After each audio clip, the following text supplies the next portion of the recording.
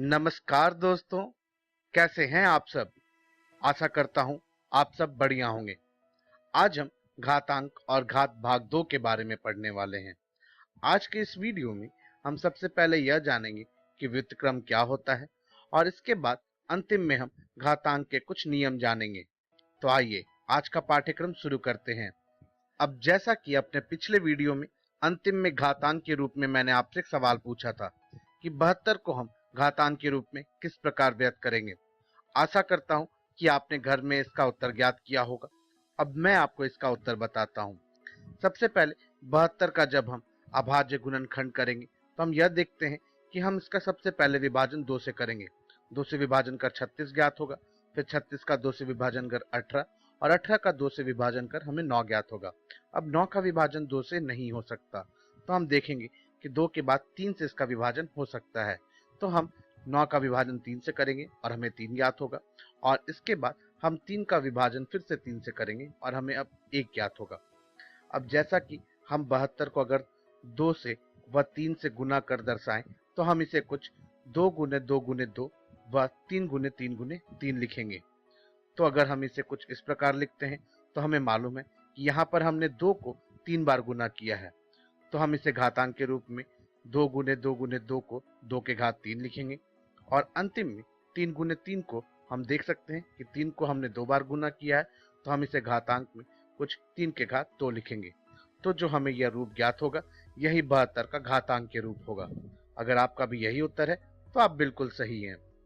तो अब जैसा कि आपको याद होगा, परिमेय संख्याओं के व्युत्क्रम में हमने जाना था कि अगर हमारे पास कोई एक परिमेय संख्या है जिसका कि अंश भाग 9 है व हर भाग 5 है, तो अगर हम अंश वाले भाग को हर में लिख दें और हर वाले भाग को अंश में लिख दें, तो जो हमें परिमेय संख्या ज्ञात होगी यह परिमेय संख्या पिछले वाले परिमेय संख्या का व्युत्क्रम होगा।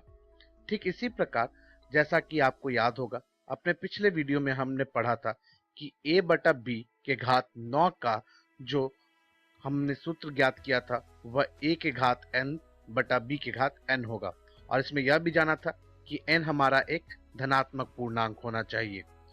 तो अगर हमारे पास a के घात n है बटा b के घात n है, तो अगर हम अंश वाले भाग को हर में लिख दें और हर वाले भाग को अंश में लिख दें, तो जो हमें अब घातांक ज्ञात होगा वह पिछले वाले घातांक वाले रूप का व्युत्क्रम होगा।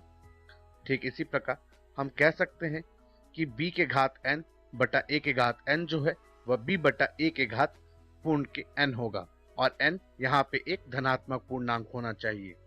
तो इस प्रकार हम कह सकते हैं कि अगर हमारे पास कोई एक परिमेय संख्या हो a बटा b और उस पूर्ण के घात n हो, तो इसका जो व्युत्क्रम है वह b बटा a पूर्ण के घात n के बराबर होगा, और यह दोनों ही आपस में एक दूसरे के व्युत्क्रम होते हैं। और हमें यह भी याद रखना है कि यहाँ पर जो n है वह हमेशा एक धनात्मक पूर्णांक हो। धनात्मक पूर्णांक आपको याद होगा कि शून्य से बड़ी जितनी भी संख्याएं होती हैं, जिसे हम प्राकृत संख्याएं कहते हैं, उसे ही हम धनात्मक पूर्णांक भी कहते हैं। तो चलिए अब इसे हम एक उदाहरण से समझते हैं। 2/5 पूर्ण के घात 3 जो है उसे हम 2 के घात 3 बटे 5 के घात 3 लिख सकते हैं। अब जैसा कि हम जानते हैं कि 3 यहाँ पे एक धनात्मक पूर्णांक है, तो हम उस सूत्र को प्रयोग में ला सकते हैं। तो अंश वाले भाग को हम हर भाग में लिखेंगे और हर वाले भाग को अंश भाग में लिखेंगे। तो जो अब हमें परिमेय संख्या घातांक के रूप में ज्ञात होगी वह पिछले वाले परिमेय संख्या के जो है वह व्युत्क्रम होगी। तो हम कह सकते हैं 2/5 पूर्ण के घात 3 का जो व्युत्क्रम है वो 5/2 पूर्ण के घात 3 का व्युत्क्रम होगा। अब जैसा कि आपके लिए एक सवाल है, 6/11 पूर्ण के घात 7 का व्युत्क्रम कितना होगा। आप इसका उत्तर ज्ञात करिए और मैं आपको इसका उत्तर आगे इस वीडियो में बताता हूं। तो आइए अब हम घातांकों के कुछ नियम जानें। यहाँ पर सबसे पहले हम एक ही आधार वाली घातांकों का गुणन करने का कुछ नियम जानेंगे। जैसा कि उदाहरण के लिए मैंने यहाँ पे 5 के घात 2 का गुना 5 के घात 3 से किया है। यहाँ दोनों में ही आप देख सकते हैं कि आधार बराबर है। तो हम आधार बराबर होने पर हम सबसे पहले 5 के घात 2 को 5 गुने 5 लिखेंगे। इसके बाद 5 के घात 3 को हम 5 गुने 5 गुने 5 लिखेंगे। अब जैसा कि आप देख सकते हैं कि यहाँ पर हमने 5 को ही 5 बार गुना किया है, तो हम इसे घातांक के रूप में कुछ 5 गुने 5 गुने 5, 5 गुने 5 गुने 5 लिखने के लिए 5 के घात 5 लिखेंगे। तो 5 आपको मालूम है कि यह उतनी ही संख्या है जितनी कि हमें 3 व 2 को जोड़ने पर ज्ञात होगी। तो हम एक सूत्र यह कह सकते हैं कि यह a के घात m अगर है और उसका गुना अगर हम a के घात n से कर रहे हैं तो इसका उत्तर जो होगा वह a के घात m जोड़ n होगा। अब जैसा कि आपको मालूम हो कि m व n यहाँ पर एक धनात्मक पूर्णांक होने चाहिए और धनात्मक पूर्णांक वही पूर्णांक होते हैं जो कि शून्य से बड़े होते हैं।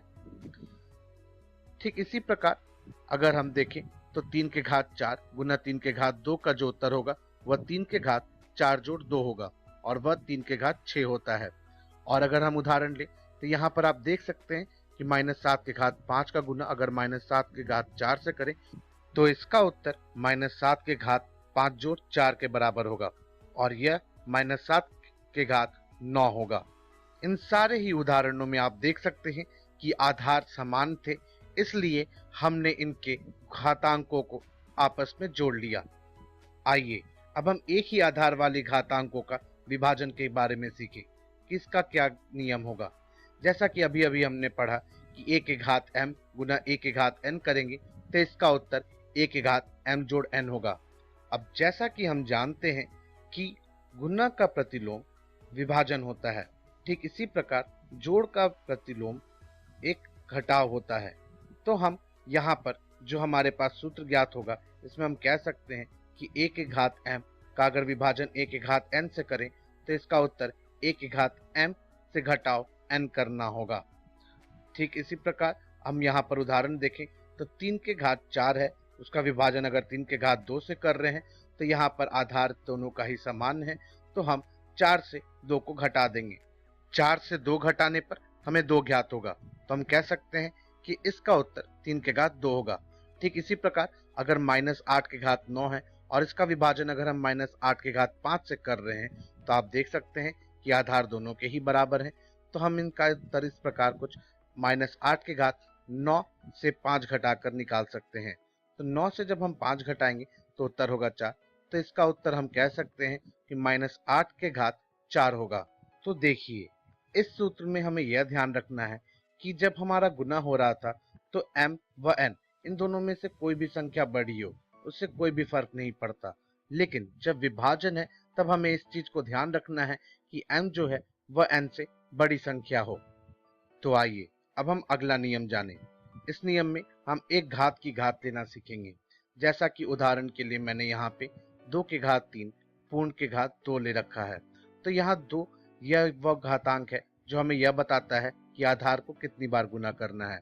इसके लिए आधार जो है वह 2 के घात 3 है, तो हम 2 के घात 3 को 2 बार गुना करेंगे। अब दोबारा यहाँ देख सकते हैं कि 2 के घातांक 3 है, तो हम यहाँ पे 2 को दोबारा 3 बार गुना करेंगे और फिर अगले 2 को फिर से हम 3 बार गुना करेंगे। तो अब जो हमें ज्ञात होगा वह 2 को हमें 6 बार गुना करना होगा। तो 2 को 2 से 6 बार गुना करने पर घातांक में हम 2 के घात 6 के तौर पे लिखेंगे। तो जो उत्तर हमें ज्ञात हुआ वह 2 के घात 6 हुआ। तो हम जैसा कह सकते हैं कि 2 के घात 3 पूर्ण के घात 2 का जो उत्तर है वह 2 के घात 6 हुआ। और यह 6 हमें किस प्रकार ज्ञात हुआ, तो 3 व 2 को गुना करने पर 6 ज्ञात होता है। तो इसका सूत्र जो होगा वह हम यह कह सकते हैं कि a के घात m व पूर्ण के घात अगर n है तो इसका उत्तर a के घात m गुना n होगा। उदाहरण के लिए ले तो 3 के घात 4 पूर्ण के घात अगर 5 है तो हम जो उत्तर ज्ञात करेंगे वह 3 के घात 4 गुने 5 ज्ञात करेंगे। तो हम कह सकते हैं कि 3 के घात 4 पूर्ण के घात 5 अगर हो तो इसका उत्तर हम जैसा कि जानते हैं 4 गुने 5 20 होता है, तो इसका उत्तर 3 के घात 20 होगा। आइए अब हम समान घातांकों वाली घातांकों का गुणन सीखें। तो जैसा कि हम जानते हैं कि a के घात m गुना a के घात n हो तो हम a के घात m जोड़ n कर लेंगे और वही इसका उत्तर होगा। लेकिन यहाँ पर आधार बराबर थे, लेकिन तब क्या होगा जब हमारे घातांक बराबर होंगे। तो घातांक बराबर होने पर हम आधारों को गुना कर लेंगे और इनका जो घातांक होगा वह वही होगा जो इनका सामान्य घातांक है।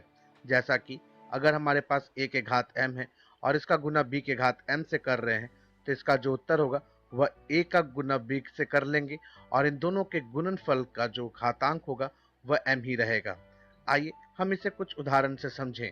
तो जैसा कि हम देख सकते हैं कि हमने यहाँ उदाहरण के लिए 6 के घात 4 लिया है और इसका गुना करना है 3 के घात 4 से। तो जैसा आप देख सकते हैं कि यहाँ पर दोनों ही तौर पे इनके घातांक बराबर हैं। तो हम 6 व 3 को गुना कर लेंगे। तो 6 व 3 को गुना करने पर जो हमें उत्तर ज्ञात होगा वह होगा 18। तो हमारा जो उत्तर होगा वह 18 के घात 4 होगा। ठीक इसी प्रकार विभाजन में अगर हमारे पास घातांक समान है तो हम इनके आधारों के बीच में विभाजन कर लेंगे और उसका घातांक जो होगा वह जो समान घातांक था वह वैसा का तैसा ही रहेगा। उदाहरण से अगर समझे तो 6 के घात 4 है और इसका विभाजन अगर हम 3 के घात 4 से करें तो जैसा कि आप देख सकते हैं कि इनके घातांक समान है, तो हम इनके आधारों के बीच में विभाजन कर लेंगे। तो 6 से 3 का विभाजन करेंगे और हम घातांक को जैसे का तैसा लिख देंगे। अब 6 को 3 से विभाजन करने पर हमें जो संख्या ज्ञात होगी वह 2 होगी और हमने घातांक को जैसे का तैसा लिख दिया। तो जो उत्तर ज्ञात हुआ वह 2 के घात 4 होगा। तो दोस्तों, आज के इस वीडियो में हमने सबसे पहले यह सीखा कि किसी अगर परिमेय संख्या का घातांक दिया हुआ है तो उसका कैसे हम व्युत्क्रम निकालते हैं, और अंतिम में हमने यह भी जाना कि घातांक के कितने नियम होते हैं। अब अपनी अगली वीडियो में हम सबसे पहले यह जानेंगे कि घातांकों के नियम के क्या अनुप्रयोग होते हैं, और इसके बाद हम यह भी जानेंगे कि किस प्रकार दशमलव संख्या पद्धति का प्रयोग करते हुए हम इसे घातांक के रूप में लिखते हैं। इसके बाद अंतिम में हम बड़ी संख्याओं का मानक रूप निकालना भी जानेंगे। तो हम अब अपनी अगली वीडियो में मिलेंगे।